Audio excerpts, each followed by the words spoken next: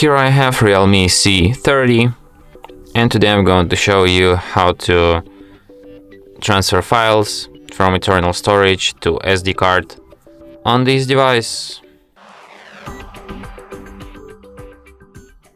So firstly, what you have to do is to go to the Files application,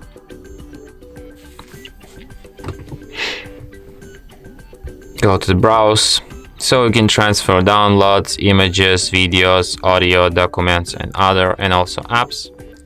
So let's transfer some images, for example this one, not this one's for sure. Then tap on three dots, select if you want to move them or if you want to copy these images. So let's copy them. Then select SD card. Then select folder where you want to copy them, for example pictures, and tap copy here.